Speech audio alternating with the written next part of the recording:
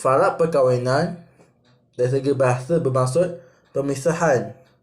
Ia berlawanan dengan kata nama penyatuan. Dari segi istilah pula bermaksud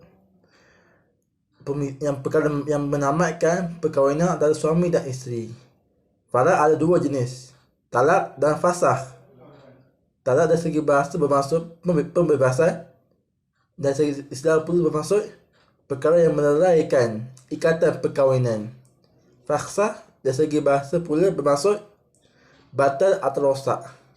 Dari segi istilah pula bermaksud perkara yang membatalkan akad nikah itu secara serta-merta. Talak menurut mazhab Hanafi daripada secara umum daripada pihak suami, fasakh daripada pihak isteri. Contoh talak khulu ila. Contoh fasakh berlaku kecacatan dalam akad nikah seperti tiada saksi dalam akad. Menurut mazhab Syafi'i dan Hambali, talak daripada pihak suami atau wakilnya, jika tidak dikira fasakh. Khulud juga dikira talak oleh sebahagian. Contoh fasakh ialah perpisahan kerana tidak mampu bayar mahar atau mutad atau dan sebagainya.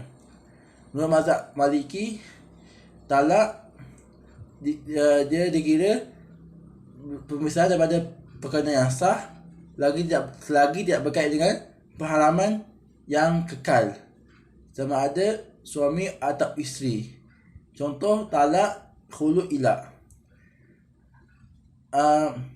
Fasad dikira mazhab Maliki ia berkait dengan perharaman secara kekal, seperti li'an, kerana mereka isteri dengan ibunya atau neneknya. Perbandingan pertama ialah pemisahan berbentuk fasakh di mana menyebabkan ikatan perkahwinan terputus secara serta-merta.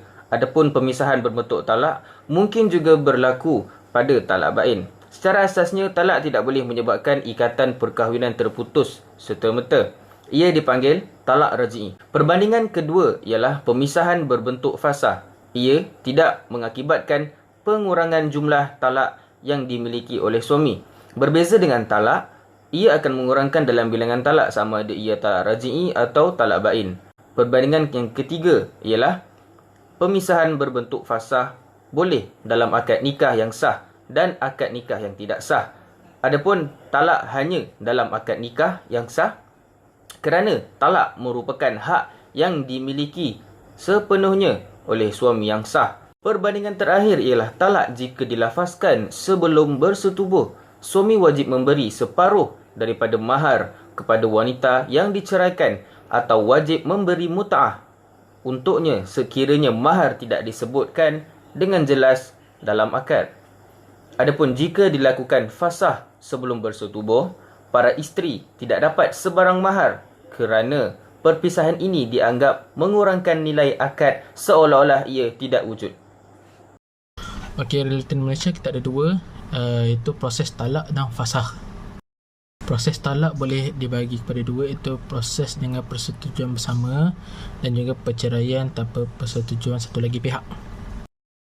Okey, dengan persetujuan bersama adalah suami ataupun isteri menghantar borang permohonan perceraian kepada yang telah lengkap dan beberapa dokumen lain dan mendaftar kes cerai untuk mendapatkan tarikh dan masa untuk hadir ke mahkamah.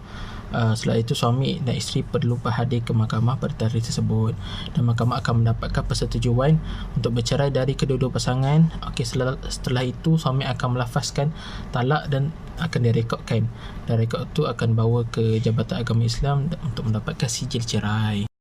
Tanpa persetujuan bersama ni, suami atau isteri akan menghantar borang permohonan perceraian ke kaunter mahkamah untuk mendaftar ke perceraian dan mereka akan dapat tarikh dan masa untuk mereka hadir ke situ. Mahkamah akan menyerahkan saman kepada suami dan isteri dan suruh mereka untuk hadir ke mahkamah lah.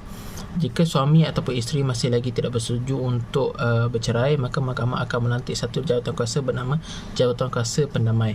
Jawatan Kuasa Pendamai ini akan minta mereka untuk hadir dan memberi penjelasan berkenaan perceraian mereka.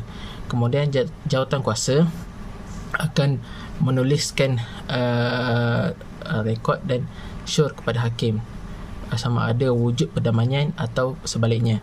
Kemudian daripada hasil jawatankuasa ni, maka mahkamah ada beri 3 keputusan lah. Itu 3 situasi. Iaitu pertama, jika suami dan isteri bersetuju untuk bercerai, suami akan melafazkan cerai seperti di perenggan sebelum ni.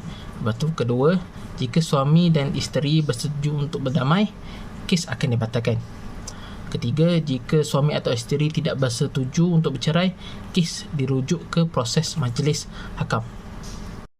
Proses fasakh. Tuntutan perlu dilakukan dengan mengisi penyata tuntutan yang disediakan oleh mahkamah sekiranya tidak menggunakan khidmat peguam. Pada ruangan alasan untuk tulis alasan yang munasabahlah yang bertepatan dengan peruntukan perundangan. Di dalam mahkamah syariah, pembuktian memerlukan kepada keterangan saksi yang kompeten, iaitu yang boleh dipercayai, yang boleh diharap.